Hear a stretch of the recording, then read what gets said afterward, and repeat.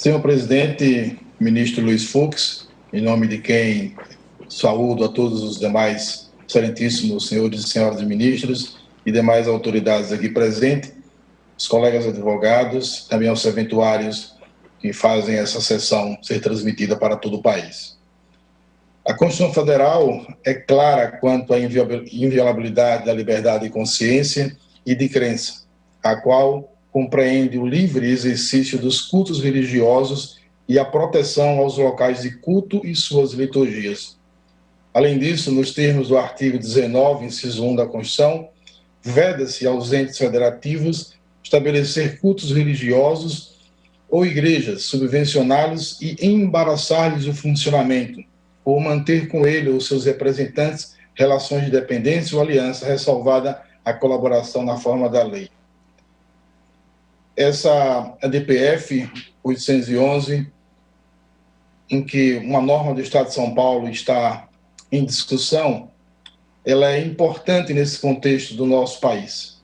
Essa Suprema Corte tem, em vários momentos, se pronunciado sobre a liberdade religiosa e estabelecido a importância da reafirmação, não apenas como um discurso, mas através de manifestos, atos, liturgias do exercício da liberdade religiosa.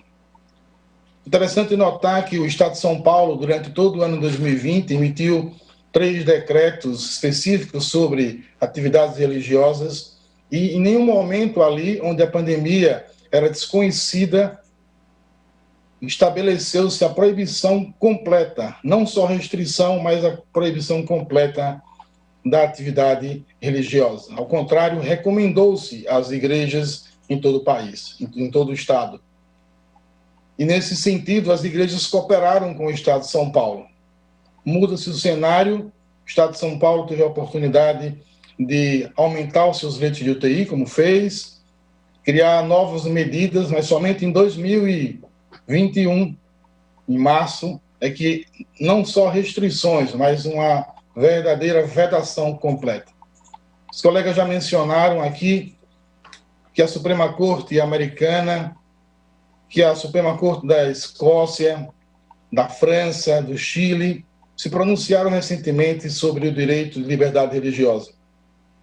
E eu queria mencionar especificamente um ponto da decisão da Suprema Corte Escocesa, onde o juiz diz que não cabe a eles ou aos demandados ditar aos requerentes ou à parte adicional que doravante ou mesmo durante a pandemia a adoração seja conduzida online.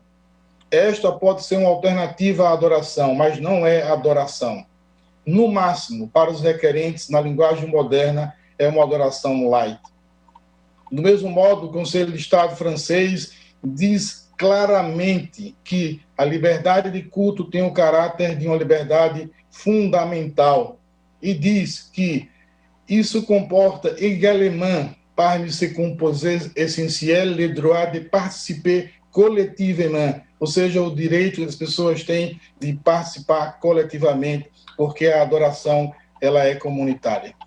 A ANAJURE, desde o ano passado, criou um observatório para receber de todo o país denúncias sobre flagrantes violações das liberdades civis fundamentais, em especial a liberdade religiosa. Isso consta nos autos. Recebemos mais de 60 denúncias, decretos estaduais e municipais sem nenhum limite, em que se previa, inclusive, que a administração da comunhão pudesse ser na forma como o decreto estabeleceu. Nunca vimos isso na história do nosso país, o Estado tentar determinar como a Santa Ceia deve ser realizada.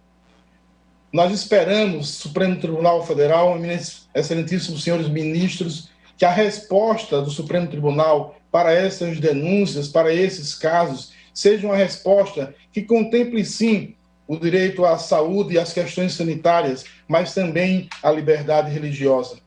Como bem disse, certa feita neste plenário, a nossa querida ministra Carmen Lúcia, o Estado se separa da religião, mas o ser humano não se separa da sua fé.